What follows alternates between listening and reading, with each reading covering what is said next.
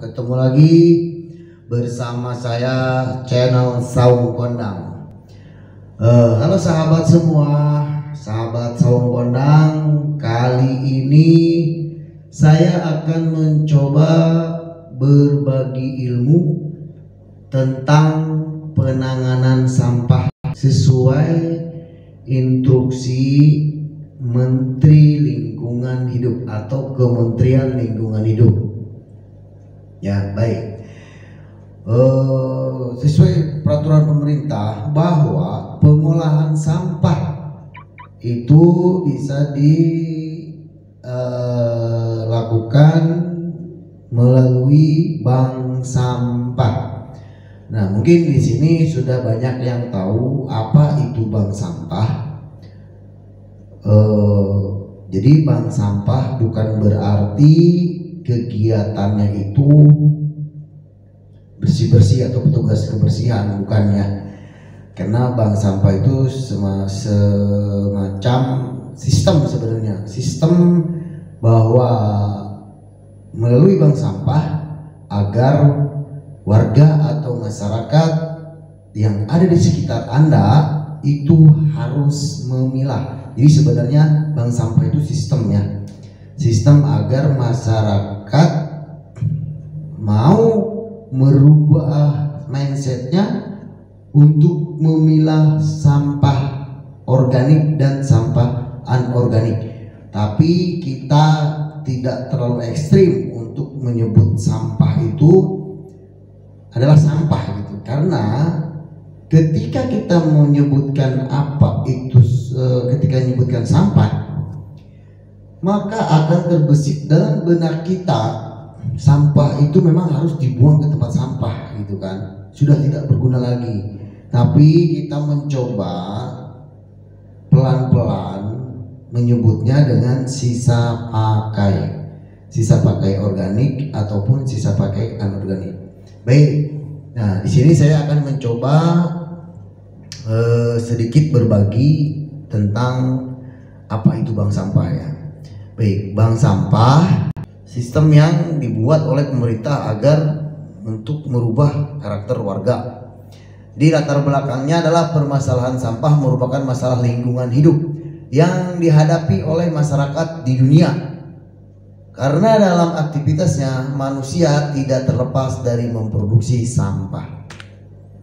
Baik, sistem pengolahan sampah saat ini, jadi pengambilan sampah yang masih tercampur. Jadi belum terpilah tuh ya, dari rumah tangga itu belum terpilah.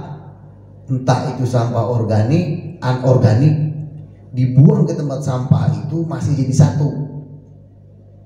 Ya, kondisi di TPS yang masih tercampur. Jadi dibawa begitu dari di petugas kebersihan di lingkungan, dibawa ke TPS tempat pembuangan sampah yang ada di lingkungan itu, biasanya ada di lingkungan dinas lingkungan hidup ya.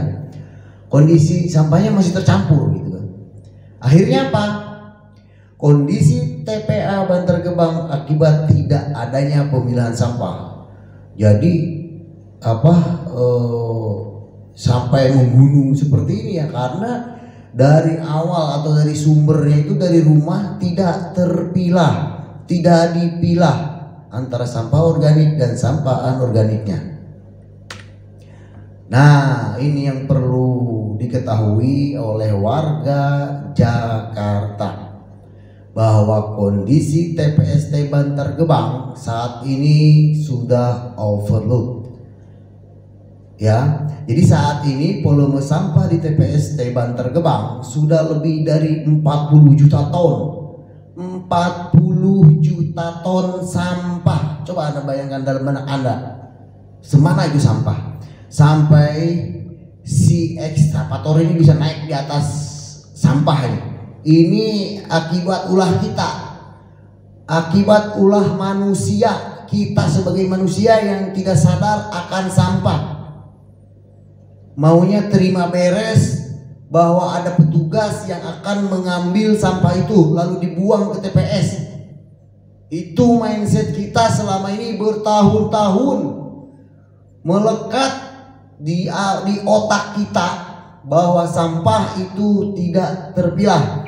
Jadi orang tua kita dulu sewaktu kita kecil buang sampah itu asal aja masuk ke tempat sampah gitu. Sehingga lagi kecil kita melihat, kita menonton, kita menyaksikan bertahun-tahun, akhirnya ketika kita beranjak dewasa dan berumah tangga, maka ya itulah yang terjadi, maka terus akan seperti itu. Nah, sampah yang dikirim ke TPST Bantar Gebang sebesar 7.800 ton per hari, garis miring ya, per hari. Coba, per hari 7.800 ton. Subhanallah, ini ulah kita ya, merusak bumi. Ini akan merusak bumi karena ini akan menimbulkan polusi yang sangat berbahaya. Karena ini ada plastik.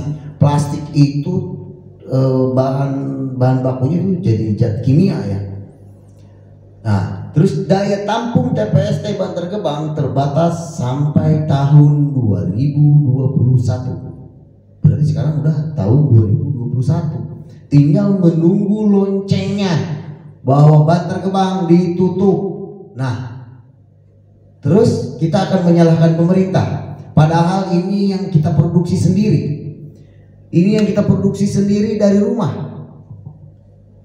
Mau menyalahkan pemerintah tidak bisa, karena penanganan sampah itu harus atau perlu peran serta kita selaku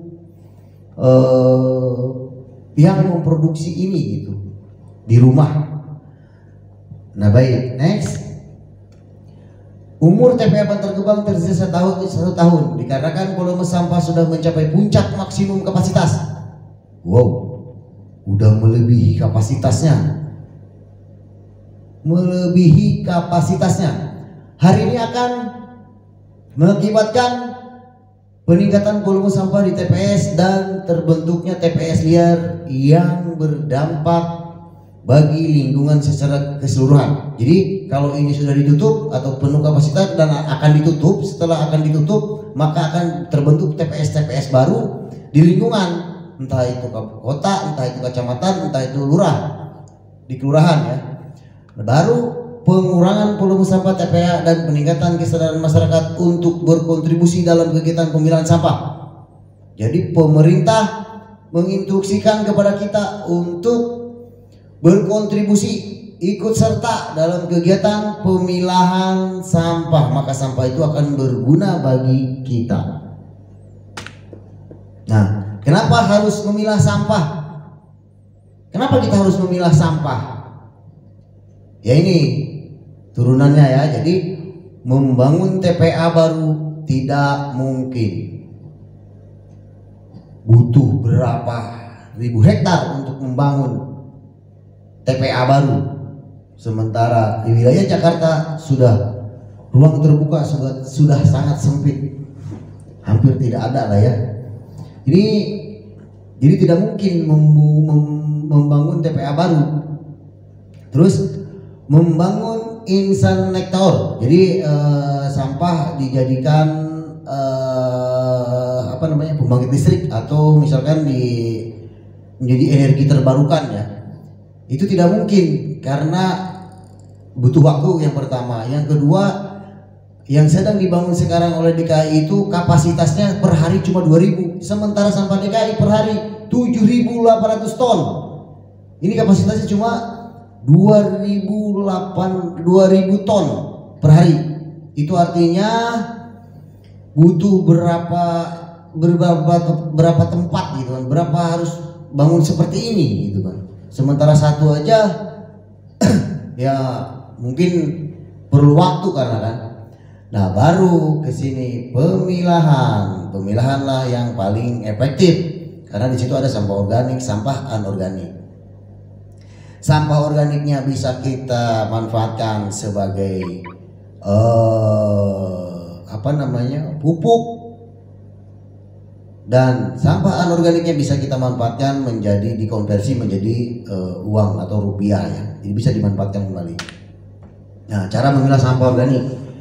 Ini cara-caranya: buang air, pilah sampah sisa makan. Jadi dipilah dulu di dapur itu ibu-ibu pilah sampah makanan, baru buang air di tempat sampah makanannya, baru tiriskan. Setelah ditiriskan, masukkan ke tempat sisa makanan, masuk di ember sampah sisa makanan. Jadi harus terpisah antara sampah organik dengan tempat sampah anorganik, jangan dicampur. Dengan kita melakukan seperti ini, kita sudah ikut serta atau berkontribusi terhadap pemerintah untuk penanganan masalah sampah. Ya, cara membuang sampah sisa makanan, rumput, daun, dan pengangkutan. Jadi ini sampah sisa makanan seperti ini, baru sampah rumput seperti ini. Nanti diolahnya itu sesuai dengan kemampuan dari bank sampah itu sendiri.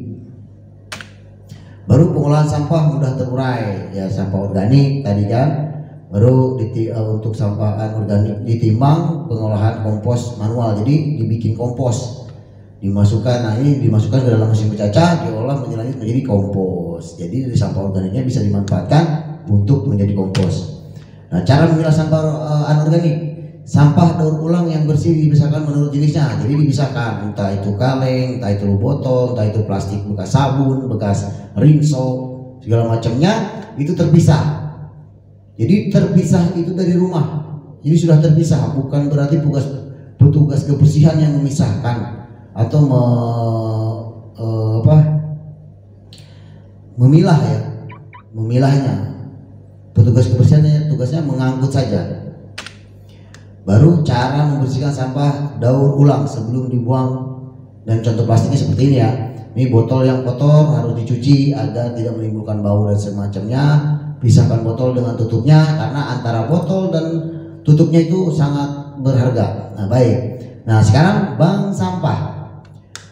Bank sampah merupakan sistem manajemen atau alur pengolahan sampah anorganik maupun organik sejak dari sumbernya. Jadi sumbernya itu dari rumah ya, rumah tangga, untuk dikelola secara kolektif dan sistematis hingga manfaatnya dapat dirasakan oleh masyarakat dan bisa tercatat hasilnya, kilogram dan rupiahnya. Jadi kilonya berapa, rupiahnya berapa. Di situ inilah tugasnya bank sampah.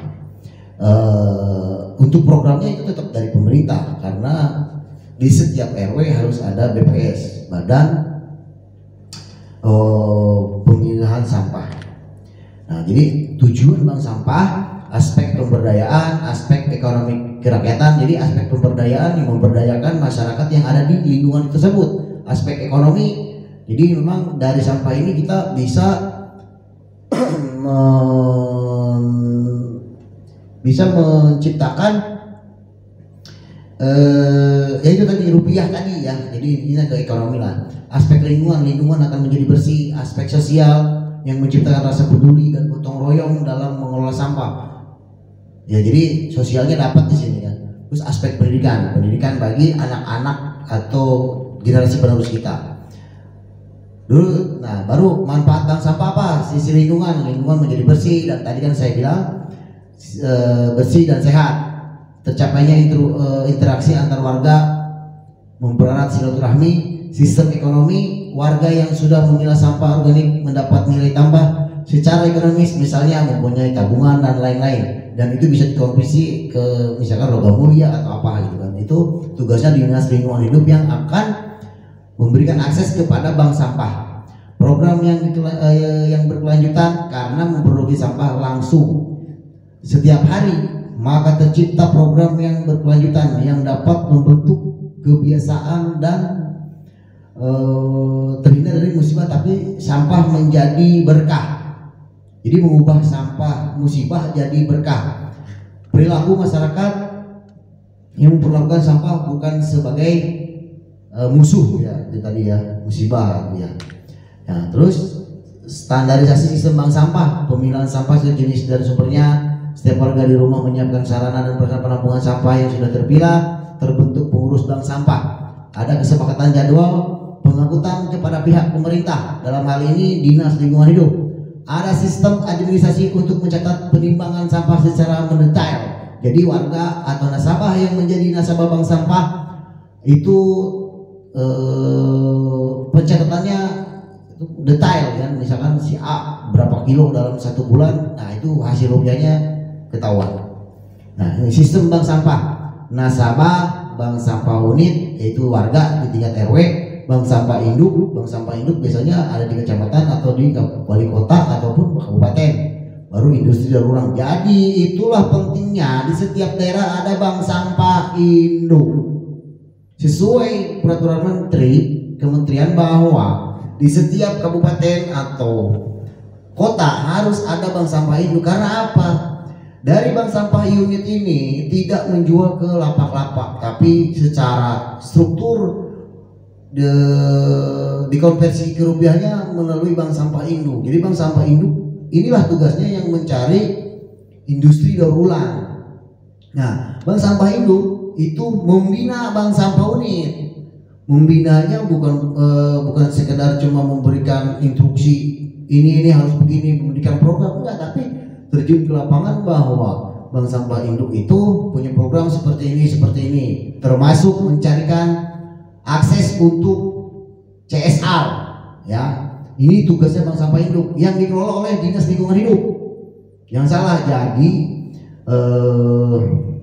tugasnya bank sampah induk seperti itu, membina bank sampah unit, memberikan pelatihan, memberikan sertifikasi dari Kementerian Lingkungan Hidup untuk mengolah sampah dari nasabah, ya. Jadi si bank sampah induk ini bukan cuma sebatas mendirikan bank sampah unit tanpa habis didirikan terus, ya. Memang harus ada keberkesinambungan antara bank sampah induk sama bank sampah unit. Entah itu pelatihan, misalkan ibu-ibu membuat kerajinan tangan, membuat kertas jadi sebuah hal yang berharga ataupun plastik, ya. Itulah tugasnya bank sampah induk. Makanya ketika ini bank sampah induk tidak ada, maka alur ini tidak akan tercapai. Tetap ini akan mentoknya nanti di administrasi, di dana, pokoknya ribet kalau misalkan tidak ada bank sampah induk, karena tetap ini akan dijual ke pelapak, ke lapak-lapak, ya. Bukan tidak boleh, cuman memang ini tidak akan mengolah sampah anorganiknya, tidak akan merubah sampah, tidak akan mengolah sampah organiknya. Mereka akan fokus di sampah anorganik. Memang tidak apa-apa, sesuai aturan tidak masalah, mau anorganiknya saja boleh, mau organiknya saja boleh. Cuman maksudnya ketika misalkan sampah organiknya diolah kan lebih bagus lagi. Nah, ini mekanisme bank sampah, pemilahan sampah dari sumber olahan nasabah berdasarkan jenis, setor ke bank sampah, ditimbang berdasarkan jenis dan volume, dicatat. Nah, ini dicatat nih sama petugas bank sampah, buku tabungan nasabah. Jadi nanti nasabah dapat tabungan. Nah, pemilahan nasabah ini mekanisme bank sampah, pemilahan nasabah mengumpulkan dan memilah sampah skala rumah tangga. Jadi di rumah udah dipilah, bukan berarti tercampur terus dibawa ke sekre bank sampah tuh, disetorkan tapi masih tercampur, karena nanti akan berdampak sama harganya, kan akan beda.